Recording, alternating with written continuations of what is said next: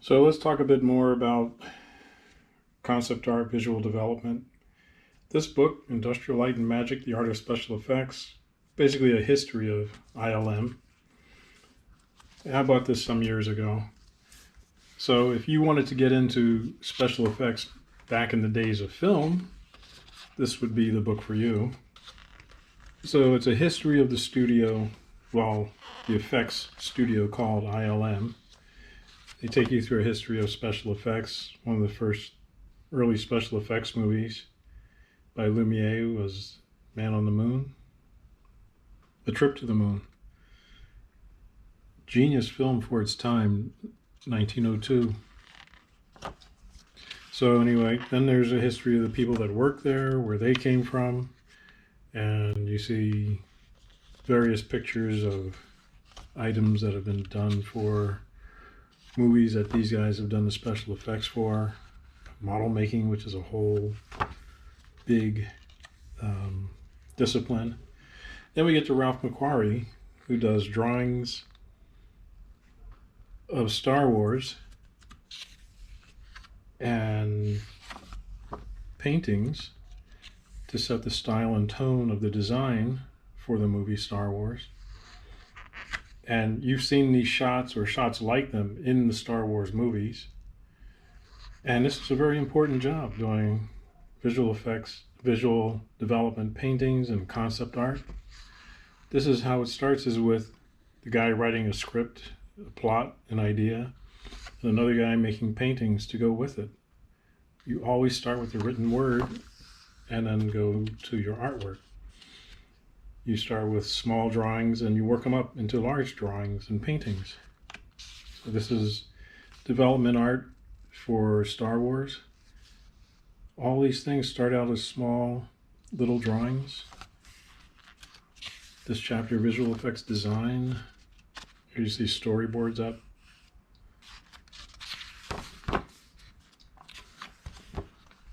Here we see concept art for various people in the Star Wars movie and the giant sand crawler. Concept art for Darth Vader, sand creatures.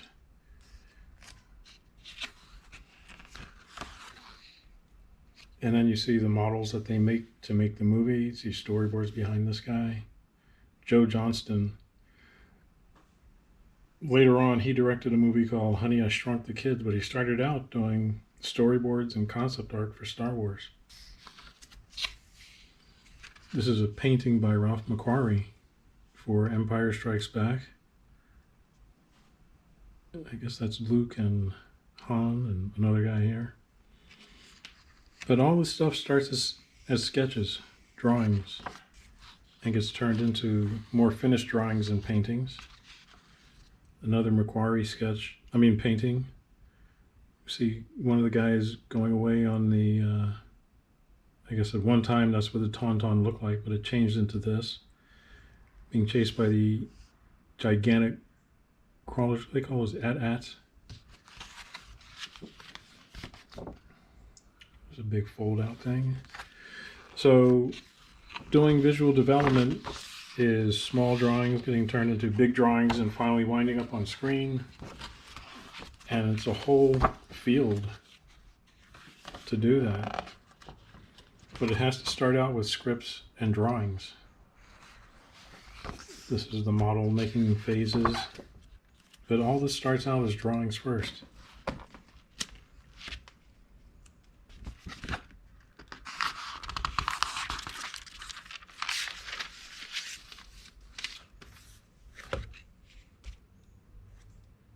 Comparing the drawing to the model, this is a painting. So this is a really great book if you want to know about the old days of working on film. Here's a book, Making of Jurassic Park, and this book has a lot of concept art and visual development art.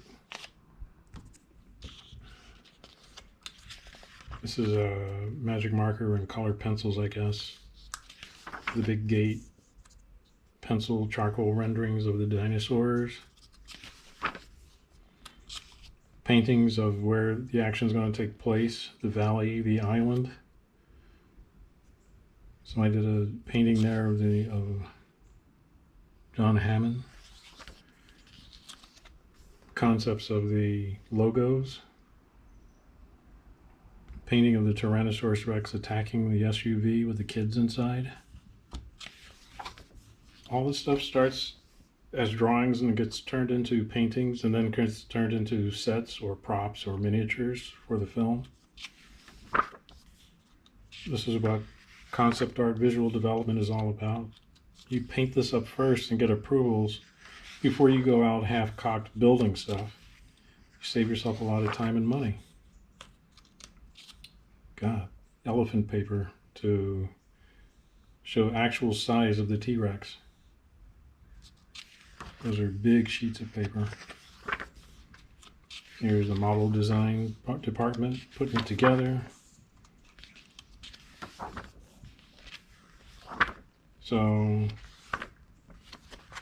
at the back of the book, there's more drawings like that one. And here's the storyboards. This is storyboarding part of the film. I don't know why they felt the need to print it on yellow-orange paper, but there it is.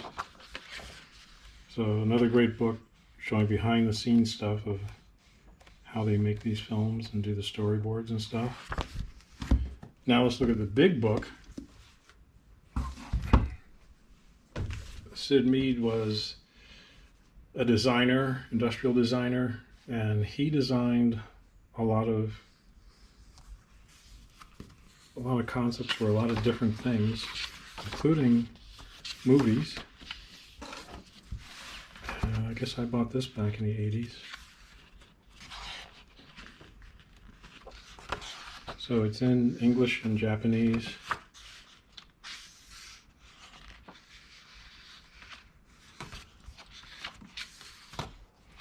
Now, he worked in gouache and magic marker and pen and pencil, probably acrylic too. You see concept painting he's done for some kind of futuristic vehicle.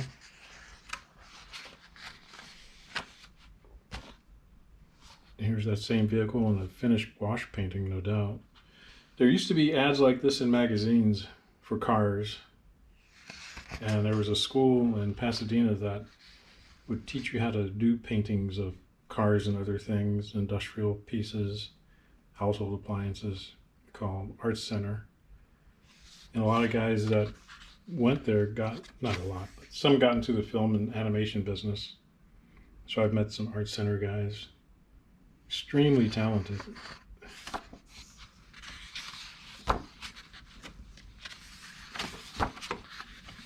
So these most likely start as written out concepts by a client, and then Sid Mead would turn it into a sketch and then turn it into a finished painting. This is for some kind of luxury yacht, no doubt.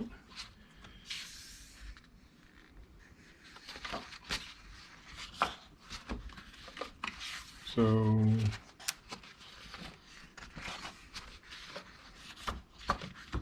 you've probably seen his work on a couple of films here and there. A lot of great artwork here. Just imagine all this is painting. It started out as small pencil or pen and ink sketches. So if you saw these movies like Star Trek the Motion Picture, he did concept paintings for that, which came out in '79, I believe.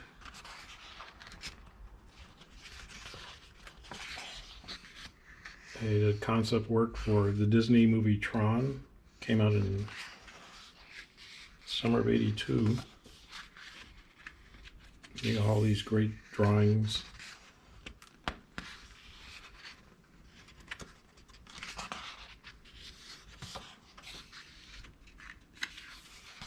Here we see some video game stuff, I guess. More Tron stuff. And then he also did design work on Blade Runner in 1982. Look at these great paintings.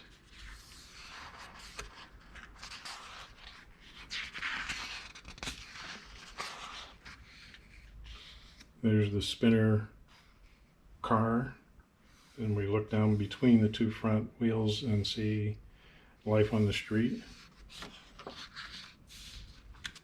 Here's a great big truck that gets punched by Leon when he's fighting Decker. So he would make these drawings and paintings. This is magic marker, no doubt. And they had to be built by the prop department. There's the machine that would help the guys tell if the guy was an android or not, the Voight-Kampff machine. That looks like an early version of the gun that Deckard used.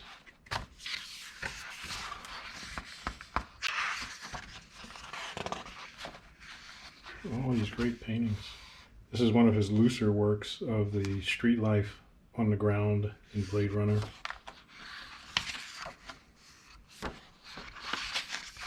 Oh, there's something new. I guess this is a movie that didn't get made. Looks like Transformers.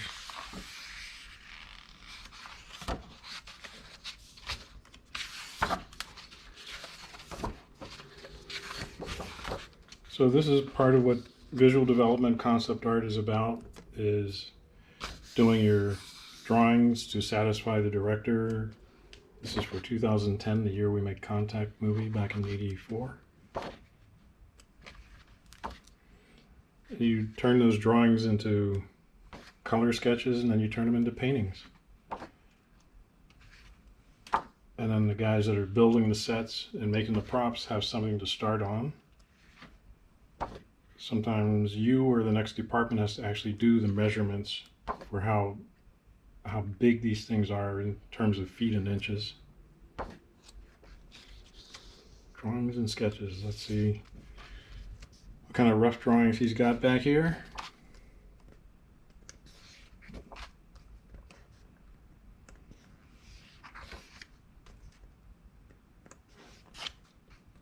So this guy was quite the heavyweight in design. Really great artist, Sid Mead.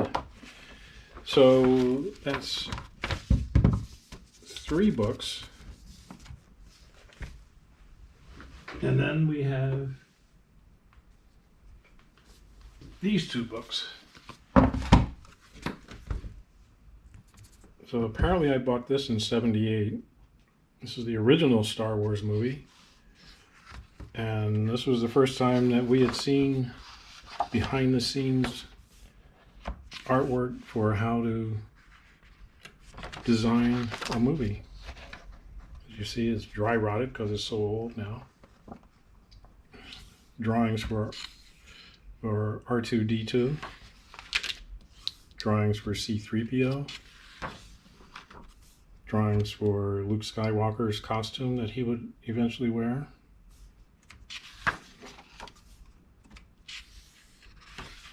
So all this starts as drawings, little small drawings, gets turned into a painting, and then gets turned into the costume. So all this is part of visual development concept art, is doing this pre-production art, we call it in animation sometime. Storyboards. All this is part of pre-production. You do this artwork and then you save money on the actual production because you've drawn it out first instead of saying, okay, here's the thing, finished. Well, the director says that's not it. Okay.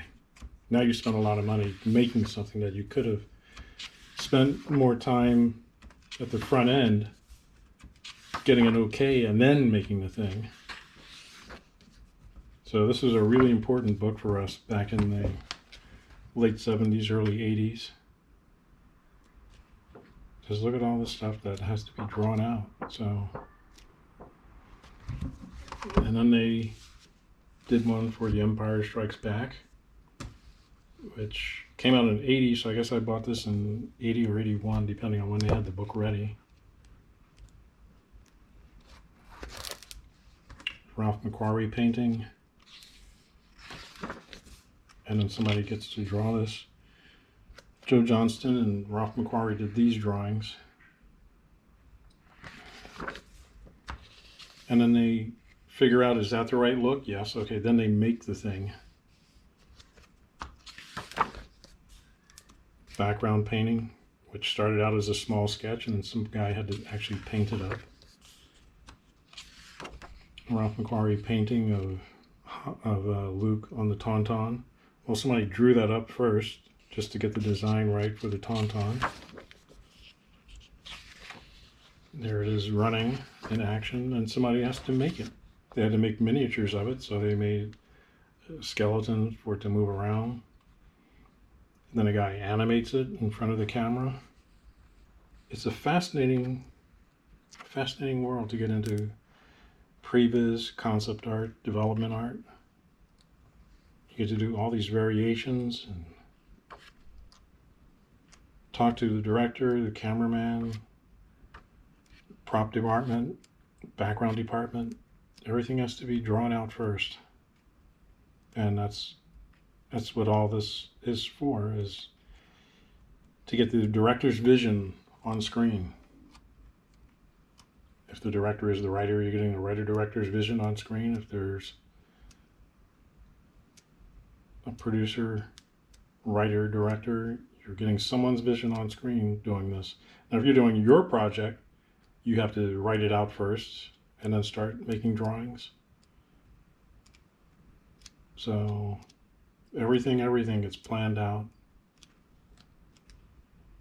It's a fascinating part of the business. And now that we have computers, instead of paper and pencil, everything is done on a Cintiq these days. So now you've seen my collection of books of behind the scenes visual development and concept art. And you get out there and start doing your drawings and your art and make your film. And we'll see you next time. Keep drawing.